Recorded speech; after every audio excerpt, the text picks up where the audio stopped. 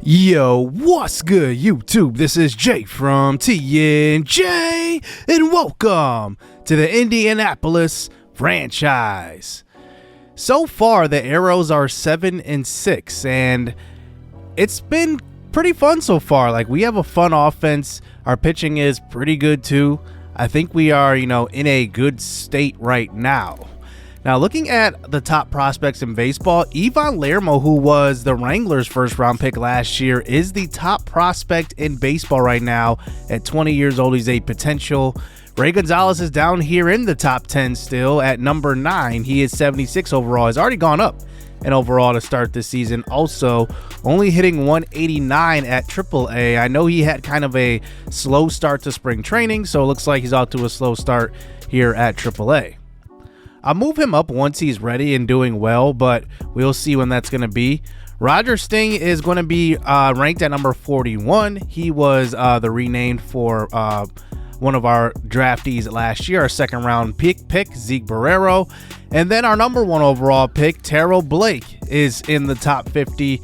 He hasn't got a start yet at AA, but we are going to move him into the starting rotation this episode. And then Babe Miller, off to a good start at the MLB level. 3 quality starts in 3 starts, and he has a whip below 1. So today we will get to see our AA Northwest Arkansas Travelers as they will take on Naturals as they will take on the Corpus Christi Hooks. And we will get to see a couple of guys that we drafted, including Bruno Reyes, who we drafted with our 3rd pick. He's 71 overall and see potential.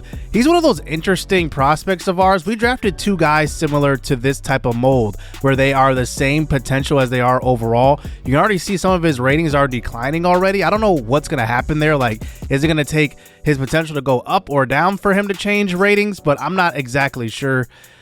Jacob Martin was our minor league player of the year last year. He's off to a slow start. He's got 2 homers, so he's got an OPS over 1,000. So I guess maybe not too slow of a start, but his average is kind of below. Jim Hall might be our most important prospect because he's our only catching prospect at age 21. He has C potential, 65 overall, and he is 21 years old, which means that, once he gets up to the MLB, he'll at least be a young MLB player that we'll get to obviously groom into a starting role if he does take that on full time. So we hop into this game. Here's Jose Urena on the mound for the AA team, as we will have Bruno Reyes at the plate here in his first at bat, and he will ground out to second. Reyes is an interesting player. He's got good contact ratings, and I think he's going to have a bright future. I just need to see what's going to happen to his overall, though. Is he going to stay at 71? I'm not sure. J. Almonte is our leader at AA so far through the first 2 weeks, hitting .435, OPS over 1,200. He grounds out to third base, and that one will end the inning. So what you guys all wanted to see, Terrell Blake will get his first start here in the minor leagues. He's pitched 11 innings. We'll see what he can do today in his first start. Here facing Micah Colon. A pitch up in the zone. Colon goes deep to right field, and the first batter he faces goes deep. It's a home run. Did not see that coming, to be honest. Terrell Blake is going to be a good pitcher. I think he just needs to develop his movement on his pitches. Obviously, he has good velocity, and he has a good, plethora of pitches. But here he gets Carrasco to strike out there, so he does rebound after that home run. Now facing Douglas Shibuya, who we were thinking about drafting with our number 1 overall pick. He's hitting .400 on the year, and he will walk. So Terrell Blake gives up a home run, walks the 3rd batter in the lineup. That brings up the 4th batter, Zach Daniels. Hard ground ball. That's Markeith Parsons, who throws it on to first. He is one of our middle infield prospects. His 2 outs, that brings up the number 5 hitter, Quincy Hamilton, who's hitting .143 on the season, and he hits one well up the middle, and that one gets through the infield. It looks like Shibuya will score from second. A good throw home, but not in time. It is 2-0. Terrell Blake off to a kind of rocky start to this game. Yermin Mercedes comes to the plate, and he will check his swing. A high fastball in the zone as we move on to the top of the second inning. Jim Hall at the plate. Jim Hall is a very good catcher for us in our organization. He hits one well to left field. This one's back at the wall. and it will knock off of the warning track, and it drives in 1 run. Jim Hall's going to have a good year. I am hoping that he has a good enough year where he gets that minor leaguer of the year potential boost, and he ends up being, one of those prospects that comes up and just has good seasons. He's in his 3rd full season here in the minors. Bottom 4 now. Terrell Blake starting to settle down. He gets Mercedes to swing and miss right there, as that brings up Eric Kramer here. 2 outs, 2-2 pitch. This one's low. Chop it to first. Good play by the first baseman, thrown on to Blake. And Blake does settle down a little bit after that rocky first inning. As we move on to the top of the 7th inning, this is Jim Hall back at the plate now. He gets a hanger up in the zone, and he takes this one deep to left center field. It gets down in the gap, and it will bounce over the wall for a ground rule double. And that's his 2nd double of the year. Good to see Jim Hall hitting the ball well, though. Like I said, one of those important prospects in the organization. Now runners on the corners here. Bruno Reyes coming to the plate with 2 outs, and he swings that one out of the zone. That one will just be a ground ball back to the pitcher. Top 8 now. Here is Jacob Martin, minor league player of the year last year, with the chance to take the lead. Outside fastball, ball 4. So bases loaded here with no outs, top 8. Tyler Gentry at the plate, inside pitch. This one is a high fly ball to left field. We're going to tag up Markeith Parsons, is on third. A good throw home, but not in time. And we do take the lead here late in this game. And now that brings up Jim Hall, who's 2 for 2 in this game. Runners on first and second, and he hits one well to right center. A 3 for 3 game for Jim Hall. It scores 1. It will definitely score 2. And Jim Hall with an excellent game here. 3 for 3. And he busts this one wide open. It's a 5-2 ball game after that one. Markeith Parsons is fired up. And how about this catching prospect of ours? I expected to come down here and be blown away by Terrell Blake, but Jim Hall definitely made an impression. And we get the victory here for our Naturals. I love to see the minor league teams play well. Like, we obviously won a championship at the AA Texas League level in year 1. But I want to see us do it again. That's what I want to see here in season number 3. But hey, I want to just like develop these prospects. Like, that's kind of what the goal is in this series, especially as we draft these guys like Ray Gonzalez. It's all about development. I'm not going to make any big trades acquiring big players. We want to develop our superstars, and it starts with Ray Gonzalez, our number 1 pick in this series. He was drafted number 8 overall, and we get to see him at AAA this game with the Storm Chasers.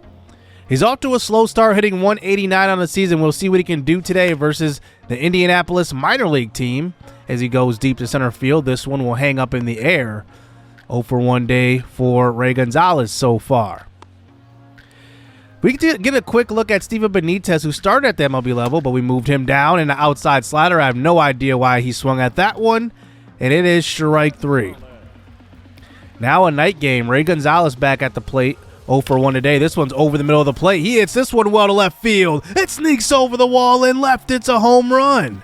Ray Gonzalez is not known for having, a lot of power, but we even saw in spring training, he went deep to center field like a 4-10 shot. So he's got the power to go deep.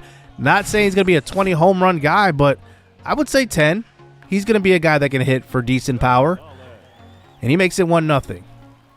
Bottom 7 now. Here's Ray back at the plate. He goes to opposite field with that one. And a good play by the second baseman will get Ray at first.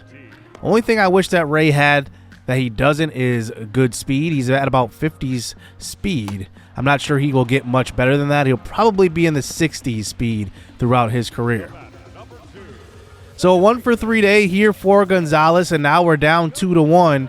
Bottom 9, 2 outs. So Ray has to come through here. He gets one over the middle of the plate. This one's driven deep to center field. The center fielder, he keeps retreating, and it gets over his head off of the top of the wall. And Ray Gonzalez ties this one up in the bottom of the 9th.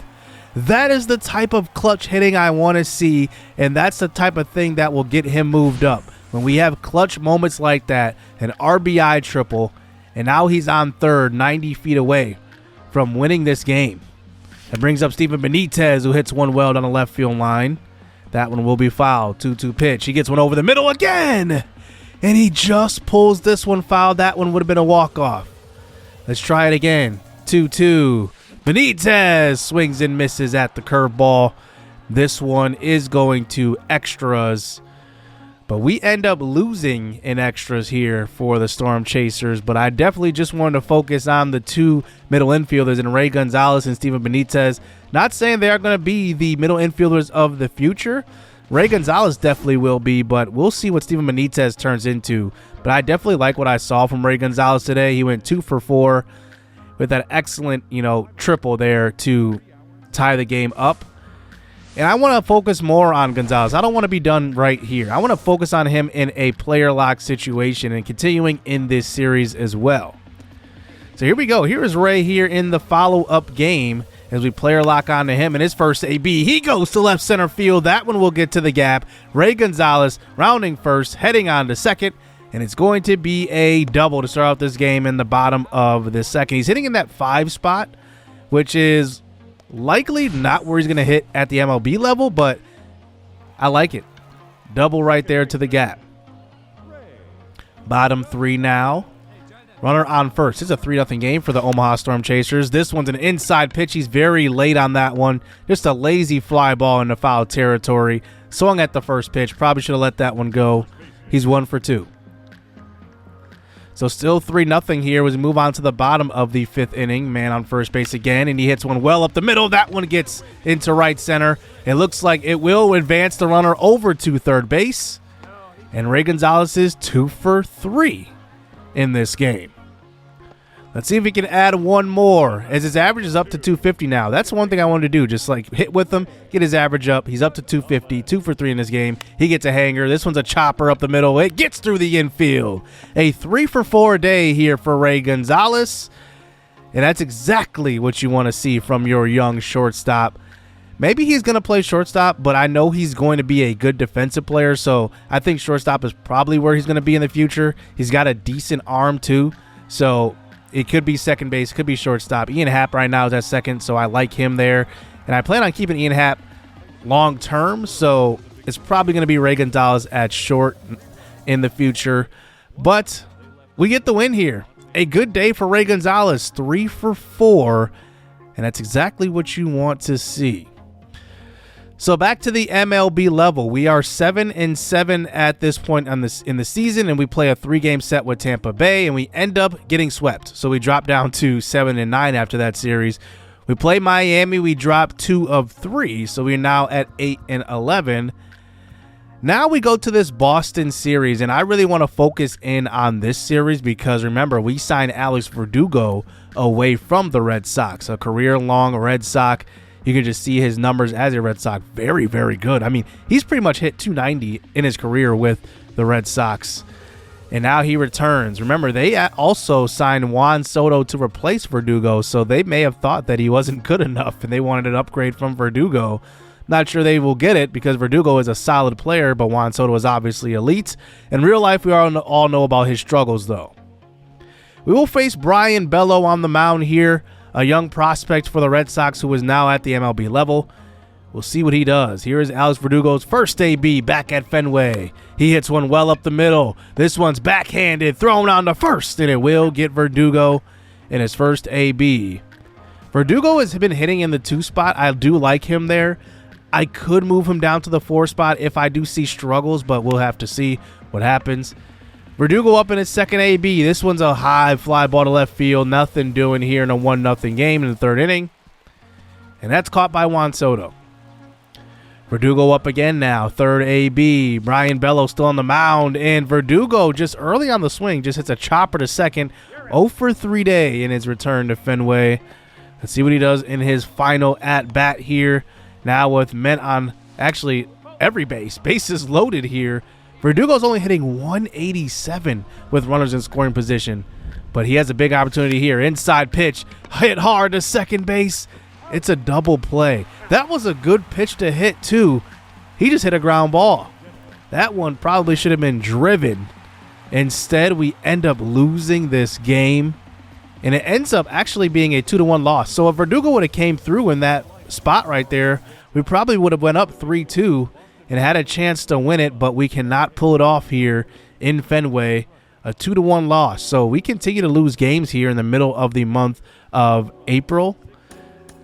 So we'll see what happens as we get to, a couple of opponents in the AL that we're going to probably have to compete with in the wild card race.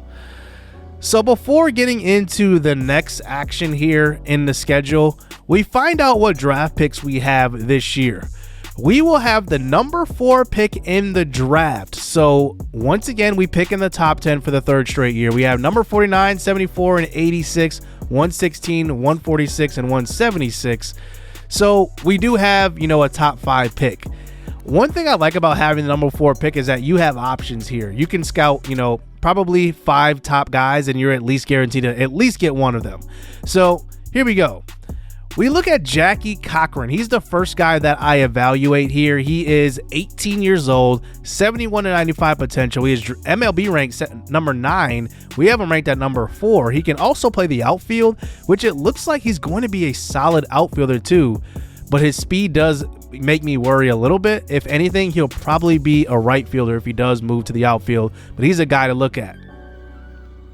I obviously want to check to see if there's any generational prospects in this draft. So scouting the 18-year-olds is probably going to be what I do early and seeing if I can find some guys that are hidden. But I want to focus on a 4-year junior at Illinois, Deacon Riddle. He is 74 to 93 potential. He looks like a pretty decent pitcher. He right now is ranked number 4. I need to do my due diligence with pitching as well. The last guy I want to look at is David McGowan, who is 18 years old. He's a 3rd baseman. And obviously we know that he is going to be at least have a chance to be a generational prospect with that 99 potential max, but we have to first scout him. So these are going to be the first 3 guys we really scout to get to 100%. Jackie Cochran, McGowan, and then the pitcher out of Illinois. So we move on in the schedule here in the month of April, and you can just see the Arrows are struggling. We go on to lose 6 straight games. We lose 2 of 3 versus Miami. We get swept by Boston. Then we get swept by New York. So we lose 6 straight games on the road nonetheless. And our offense just goes cold. I don't know what happened, but all of a sudden, our team just started struggling. About half of our lineup has the snowflake, meaning they're on cold streaks. So we're going to have to break that somehow. So we will probably hop into a game right now versus the Boston Red Sox. I think we have to do it, but we do get a win here as we do defeat Corbin Burns out of all pitchers in the MLB who signed with the Red Sox. We get an 8-4 victory, and we actually had 2 less hits than them. We just happened to manufacture 4 more runs.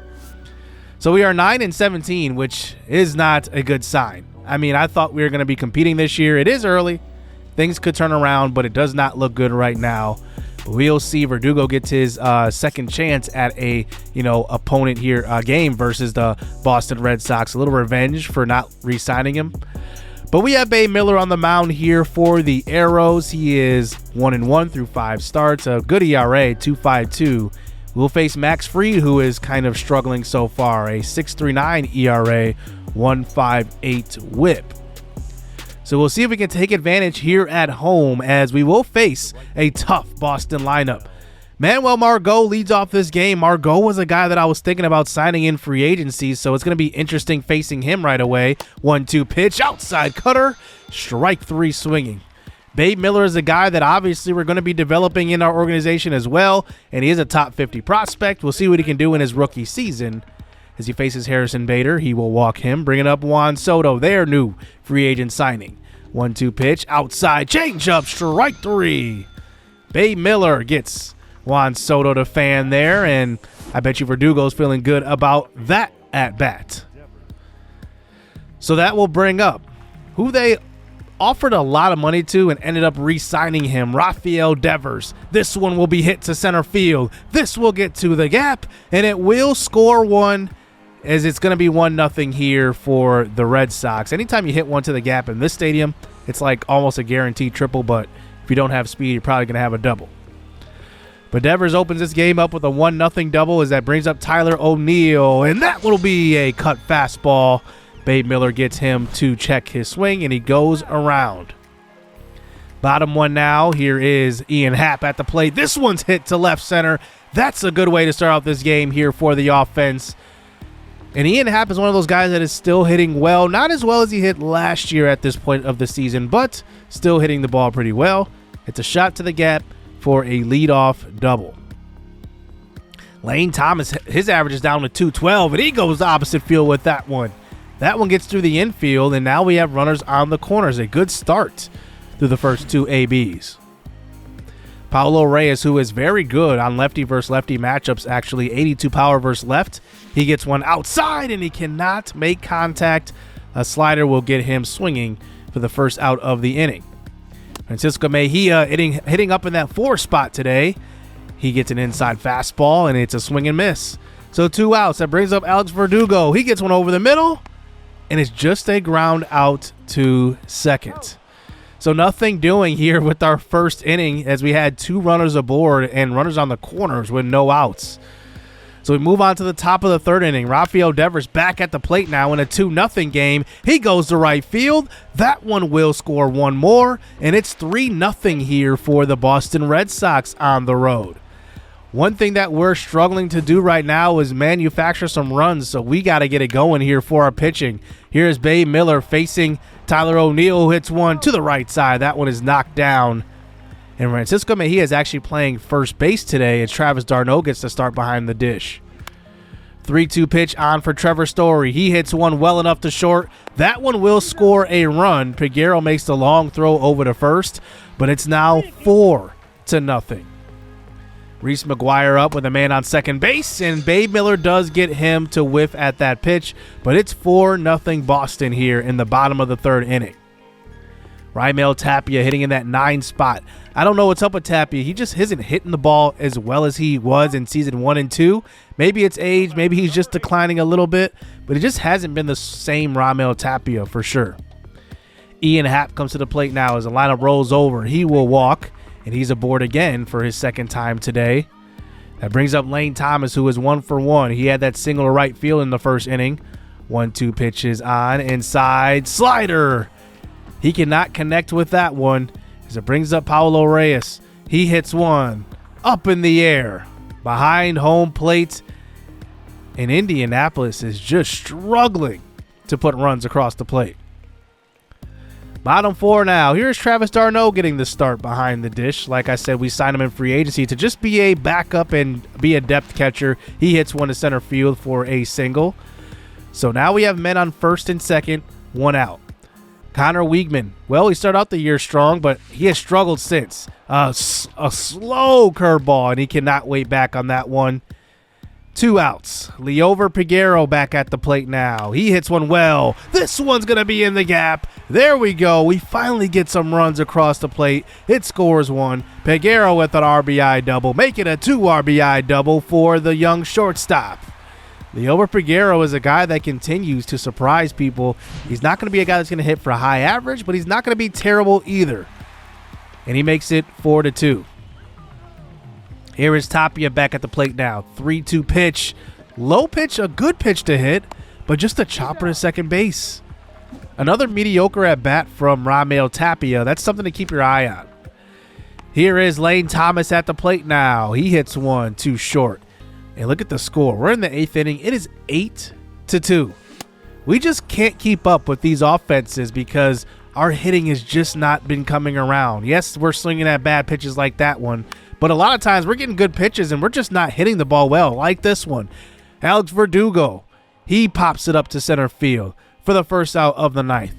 Travis d'Arnaud, he comes up. He hits one well to right center, and d'Arnaud is having a good game today. He's got 2 hits off of the bench getting to start here.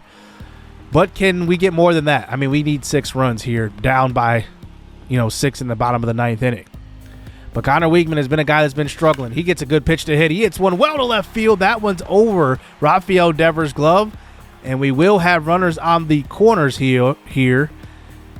And we'll see what we can do. Here's Raimel Tapia, though, back at the plate. 2 outs, 3-2 pitch. The runner on first will be going on the pitch. And he hits one to left field. That drops in. You gotta be laughing at that. I mean, he's had good pitches to hit all episode, and that's the hit he gets off of that terrible swing. 8-3 now. Ian Happ at the plate. Can we continue this going? And no, he's going to hit one hard to second. And it's a ground ball. And we will be defeated here at home, 8-3. Our offense continues to struggle. And you got to think now, I mean, what are we going to do with our offense? Because there are not a lot of options here early in the season. You know, we really got to see what we have with our young players. And we want to put our best players out there. And, you know, now we're getting to decision time. Like, is it time to move up some of our young prospects just to see what they have? We get some more scouting news on a couple of prospects. Deacon Riddle is one of them. Now, his draft rank went down from 4 to 51. I kind of disagree with that. I think he's just a solid player, but I don't think he's good enough to draft number 4 overall, obviously. David McGowan actually goes up in draft rank, so he's at 11 now. We're at 40% scouted. We're going to keep scouting him to see, you know, what he turns into, but right now he looks actually pretty decent. Obviously hoping that he's not going to come in with a low 40s or low 50s overall, probably in the 60s it looks like. And then Jackie Cochran looks really good.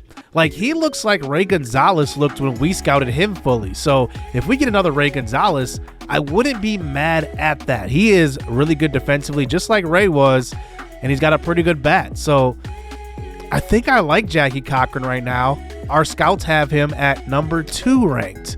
So a guy to just keep your eye on. So we get to the end of the month of April and we end up 11-20 as we keep simming here, and we get to 12-20 here to start the month of May. Then we get to the beginning of the month and, you know, we just do some more simming and we just kind of just like aren't consistent. Like, we're losing games. We're not really winning much, but we do end up beating them 2 out of 3. We win 6-5 in this one. Ian Happ goes 2 for 3. But you got to think that at this point, we're thinking about moving the young guys up and seeing what they have, because we're 14-21. We're last in the division right now. The funny thing is we're 5-1 in division play. So I don't know like what's going on, but we're beating our division foes so far, just not winning versus the rest of the AL.